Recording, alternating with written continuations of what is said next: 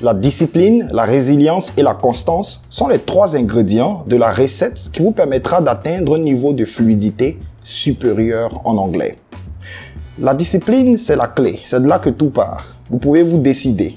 Vous pouvez décider de vous lancer dans cette aventure et faire 2-3 petites activités quotidiennes. Mais après, vous allez très rapidement perdre la motivation si vous n'êtes pas discipliné dans le process.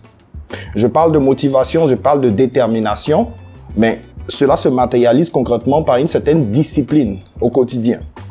Est-ce que vous passez 24 heures sans avoir été impliqué dans une quelconque activité d'apprentissage, ou est-ce que vous fixez un objectif clé, c'est-à-dire au bout de 24 heures, sur 7 jours en semaine, vous devez avoir atteint des objectifs spécifiques.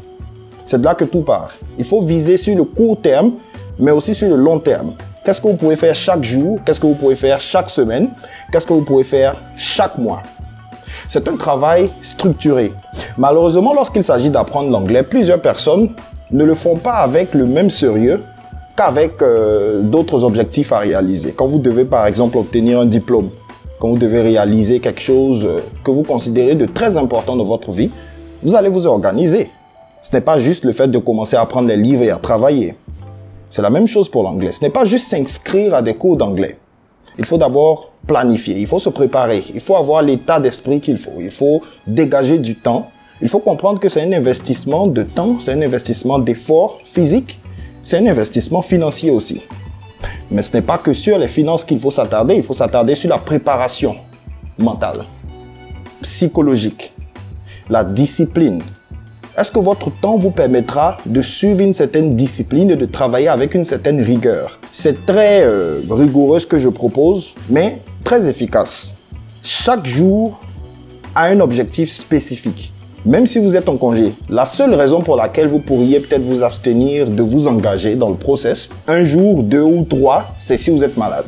Si vous êtes malade, si vous êtes dans un état où vous n'avez pas la possibilité d'être productif, mais là encore, vous pouvez toujours absorber du contenu. Le listening passif ou encore même du listening actif, ça ne demande pas toujours assez d'efforts. Mais il faut être discipliné sur le long terme. Il faut aussi avoir des objectifs à court terme. Une fois que cet aspect des choses est clair et bien géré, bien administré, alors il faut aussi se rappeler que la résilience est un élément fondamental dans cette aventure.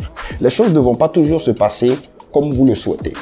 Vous pouvez avoir différents types d'expériences. Vous pouvez avoir un niveau très bas. Peut-être que vous n'avez pas bien estimé, bien évalué le niveau que vous avez au démarrage. Et vous constatez qu'après 2 semaines, 3, 4, 5, vous n'avez toujours pas atteint les objectifs que vous vous êtes fixés. Ne faites pas comme la grande majorité des personnes qui, dans ce cas-là, vont finir par jeter l'éponge. Il faut rester concentré et il faut plutôt trouver des solutions pour faire face au challenge dans ce process. Et ça, malheureusement, ce n'est pas le rôle du coach. Le coach peut vous motiver à avoir une certaine dynamique qui va vous influencer. Mais en fin de compte, vous êtes seul sur ce ring. J'aime bien utiliser cette analogie. Il ne s'agit pas juste de l'apprentissage de l'anglais, il s'agit de tout ce qui est grande réalisation et l'apprentissage de l'anglais en fait partie. Vous êtes comme sur un ring. Dans un combat de boxe, l'adversaire est rude, farouche, il est beaucoup plus costaud que vous. Si vous restez passif, vous allez prendre un faux coup, vous allez tomber. Ce faux coup que vous prenez, ça peut être tout simplement un manque de motivation. Le fait d'être démotivé par certaines situations. Peut-être que vous avez eu une expérience avec une méthode d'apprentissage qui ne vous a pas plu dans une académie. Peut-être que pour telle ou telle raison, votre première approche avec la langue n'a pas été exactement ce qu'il fallait pour pouvoir atteindre des résultats. Mais là, ce n'est qu'une fine partie de l'expérience. Ça ne résume pas tout. Il faut être résilient. Il faut trouver des solutions pour avancer. Peut-être encore que c'est juste un problème de temps. Au moment où vous êtes en train d'apprendre l'anglais, vous êtes à fond, vous êtes en train de réaliser des progrès, vous avez d'autres opportunités et malheureusement, avec votre nouveau programme, vous ne pouvez plus suivre les cours. Enfin, là encore, c'est une question personnelle. Si vous accordez à l'anglais la place que vous accordez aux urgences dans votre vie, l'anglais sera toujours une urgence et vous trouverez toujours un moyen d'être en contact avec la langue. Donc ça, c'est un autre débat.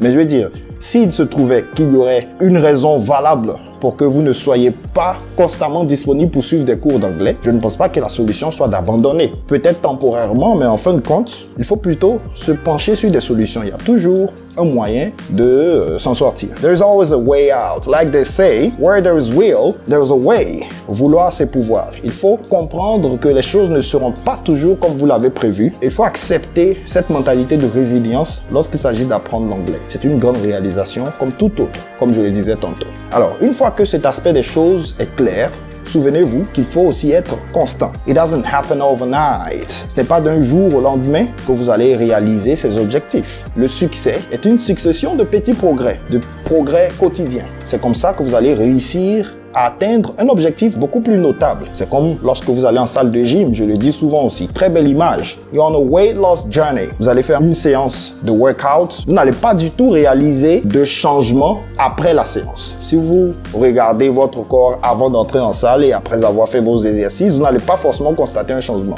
Mais pourtant, si vous faites une bonne comparaison 2 semaines avant et 2 semaines après, avec le temps, vous pouvez voir qu'effectivement, il y a un changement qui est en train de se faire. C'est la même chose avec l'anglais. Et là, c'est encore plus difficile parce qu'on ne parle pas de progrès physique. Les progrès que vous faites en anglais, généralement, ce sont beaucoup plus les personnes qui vous écoutent qui les constatent. Vous allez aussi les constater, effectivement, mais ce qui caractérise vos progrès, ce n'est pas juste votre sensation de progrès personnel intérieur quand vous écoutez, c'est ce que les gens remarquent, surtout lorsqu'ils vous ont vu quand vous étiez en train de démarrer avec le peu de ressources que vous aviez et après une période de temps. Donc, travaillez, restez concentré et laissez le temps parler. Let time tell. Laissez le temps faire son effet sur vous. C'est tout ce que je peux vous souhaiter en termes d'apprentissage de l'anglais cette année. Alors que nous fermons ce chapitre de 2023 et que nous nous aventurons dans une nouvelle année, 2024, je vous souhaite d'être discipliné, résilient et constant dans votre processus, dans cette aventure d'apprentissage de l'anglais,